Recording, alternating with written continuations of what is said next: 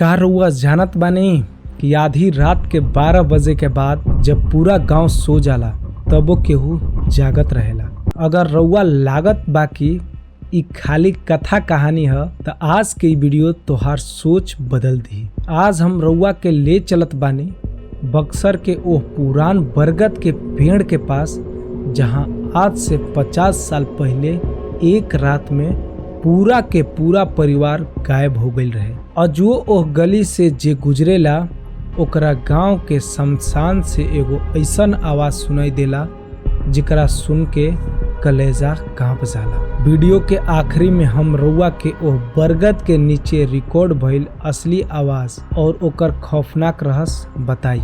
अगर रउआ में जिगरा बा त ई वीडियो के अंत तक देखब, ना त अभी बंद कर दे, काहे कि आज रात रउआ सो ना पाई। ई कहानी है रामदेव के। रामदेव पड़ोसी गांव से अपना घर लौटत रहे। अमावस्या के रात रहे। चप्पा चप्पा पर खूब अन्हार रहे। हाथ के हाथ ना सुझत रहे। रामदेव के गांव पहुँचे खातिर ओ शमशान और पुरान बरगद के बगल से गुजरे के रहे, जहाँ के बारे में बूढ़ पुरान लोग कहेला कि ओ रास्ता में रात के अकेले में कबो मत जाए। रामदेव अपना धुन में तेज तेज पांव बढ़ावत रहे। अचानक ओकरा महसूस भइल कि कोई ओकरा पीछे पीछे चल रहल बा। छपक छपक छपक। रामदेव रुक गइलन। पीछे मुड़ के देखलन तो पीछे कोई ना रहे, खाली सन्नाटा और काली रात। जैसे ही रामदेव बरगद के पेड़ के पास पहुंचलन, हवा एकदम रुक गई। माहौल में ऐसन गंध फैल गई जैसे कोनो लाश जरत होके। अचानक पेड़ के ऊपर से कोनो औरत के हंसे के आवाज आई। रामदेव कहाँ जात बाड़ा? रामदेव के रुआ रुआ खड़ा हो गई। ओकर पैर एकदम जम गई जैसे कोनो जमीन में गाड़ देले होखे। ओकरा सिर के ऊपर से खून के कुछ बूंद ओकरा माथा पर गिरल। जब वो ऊपर देखलस तो ओकर होश उड़ गई। काली अमावस्या के रात रे बबुआ। शमशान जगावे ली डाइन। छन छन बाजे पैजनिया ओकर रक्त पिए ली डाइन। ना तू आगे बढ़िया बबुआ ना पीछे मुड़िया। जे मुड़ के देखलस ओकरा के माटी में मिला देले बाली डाइन। पेड़ के डारी पर एक औरत उल्टा लटकल रहे। ओकर बाल जमीन छुअत रहे और ओकर आंख में कोनो रोशनी ना रहे, खाली अन्हार। ओकर मुंह से सफेद झाग निकलत रहे।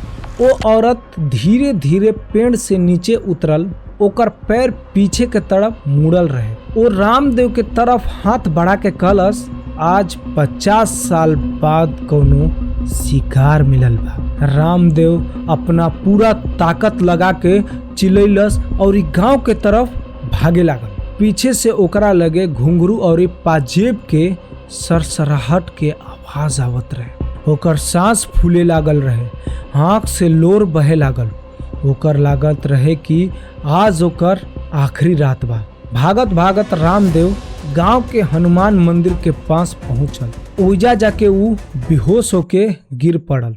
सुबह जब गांव के लोग ओकरा के उठौलस तो ओकर बाल रात भर में पूरा सफेद हो गए रहे और ओकर जीभ से आवाज निकलल बंद हो गए रहे। अब सुनी जा वो 1 मिनट वाली असली राज। रिसर्च और गांव के बुजुर्गन के मुताबिक अजुओ अमावस्या के रात के 12:15 पर वो बरगद के पेड़ के पास मोबाइल के रिकॉर्डर चालू करके रख देब तो ओकरा में वही लोरी और घुंघरू के आवाज साफ रिकॉर्ड हो जाला। का रउआ में हिम्मत बा उस जगह पर जाके रात बितावे के? कमेंट में जरूर बताई। और अगर ये खौफनाक कहानी पसंद आयल होके तो वीडियो के लाइक और चैनल के सब्सक्राइब जरूर करिए। और ही खास बात कि अगर आप लोग के पास भी ऐसे कोनो क्राइम थ्रिलर से रिलेटेड या फिर भूतिया कहानी या फिर कैसनो भी इंसिडेंट आप लोग के साथ घटल होके तो हम कहानी के रूप में इजा सुनाइब और दर्शक के एंटरटेनमेंट करब। और एक खास बात, हम सिर्फ इंटरटेनमेंट के पर्पज से कहानी सुनाई ना, केहू के क्षति पहुंचावे खातिर ना है। तो बस ये चाहब कि आप लोग चैनल के जरूर सब्सक्राइब कर दीजा, काहे कि आगे भी वीडियो आवत रही। मानता नहीं कि उतना हम अच्छा नहीं कर पावत, लेकिन हमार प्रयास एकदम चरम सीमा पर बा और हम प्रयास जारी रखले बानी। आज नहीं तक काल एकदम हम एकरा में सफल होकर, बस आप लोग के सपोर्ट चाहिए। धन्यवाद।